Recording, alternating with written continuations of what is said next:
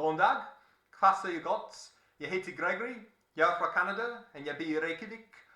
That's just by way of introduction. I don't know if I'm going to do that for all of my videos, but just as a reminder that I am indeed recording this in Iceland, although that's probably already self-evident since I would suspect that all the people watching this are probably in Iceland. That would be my key, if not my only demographic. I'm making this video because I want to talk about novels. Well, a novel in particular, but novels in general, in the sense that I'm thinking about my list of top 100 novels on my website. I keep this list of my favorite novels, which I periodically update. And this, of course, is a subjective, personal list. And I thought it might be worth talking about how I discovered some of those novels and what they meant to me at the time that I read them. So less of a critical interpretation, and more just a personal account. Now, I don't know how many of the novels I'm going to do. Well, maybe just one, because that's what I'm doing today. But you have to start with one book. And today I am looking at Portrait of the Artist as a Young Man by James Joyce. This is a novel I read before my senior year of high school, so I would have been 18 years old. I didn't read it for school. I don't remember reading much of anything for school. So this was just on my own. Here you have a kind of sleekish new edition, but the one I read, which I still have right here, is the old Dover thrift edition, all of $2 or whatever it cost. I don't know why I got it, actually. I mean, had I heard of Joyce, or was it random? I don't remember. But I do remember reading it because the memory of this novel is a good memory, a great memory, in a period of my life otherwise lacking in good memory. So it has stayed with me. In fact, I would say that it struck me in a way that few books ever had or have since then. I think there are certain books that it is best to read when you're young. Now, I understand it might be too late, because here I'm talking about reading a novel when you're a teenager, in your adolescence. But I guess that's the way it goes sometimes. I'm very happy to have read this novel as an adolescent. And not just because it is about an adolescent, but because it is also about the inner drama of adolescence. Something we're apt to forget as we get older. There is, I would say, an emotional intensity, a kind of imaginative openness to this novel, which is quite unique to that age, and is not the kind of thing that we can preserve forever. The novel tells the story of a young man named Stephen Dedalus growing up at the turn of the century in Dublin, Ireland, and we're taken through his early childhood into his adolescence, his early, middle, and late adolescence, up to the time that he's a university student and decides to leave Ireland. Now, when I read this novel at the time, and I guess still to an extent today, I saw it as a book about a character trying out different identities as he searches for a place in the world. He's trying to understand who he is and what he's going to be and what he's going to do. And there are a variety of different roles that he experiments with, and they all appear to be equally plausible to him when he takes them up. For instance, at one point he thinks he's going to be a kind of financial caretaker for his family, which is sliding into poverty.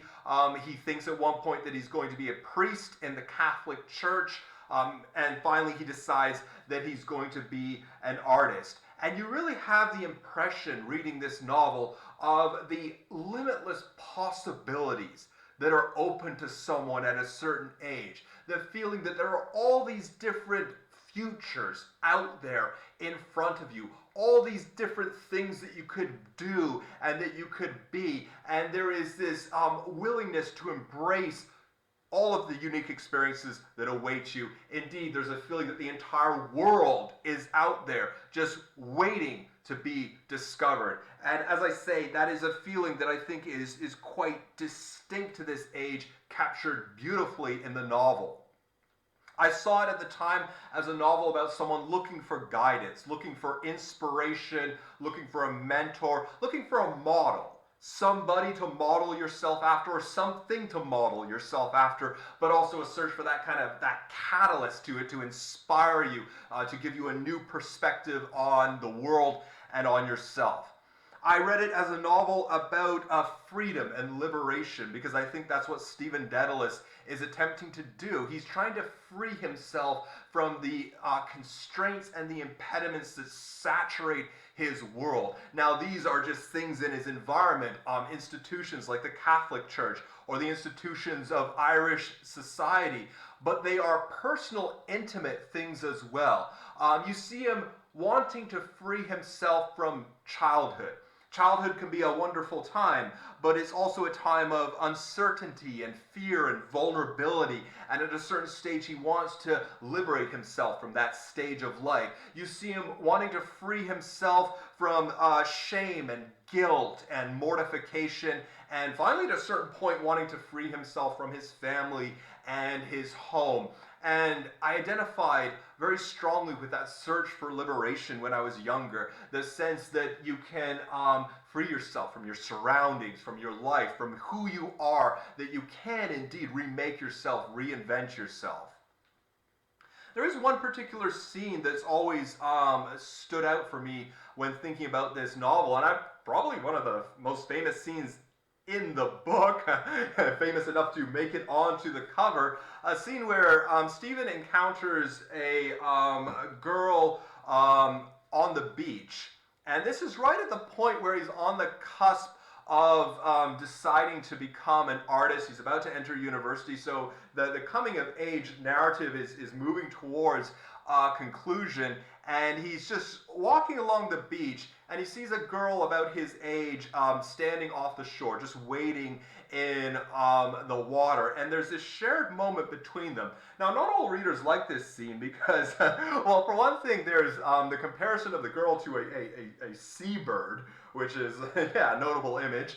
And there's also the kind of sense that there's maybe something a little bit creepy about the way he just stops and looks at her for a few seconds. But I think we can sort of see it in a different way. It's very casual at first. Walking along, sees a pretty girl his age in the water, and he just, admires her, stops for a moment. Then she turns and looks at him, and there's this instant where they're just gazing at one another.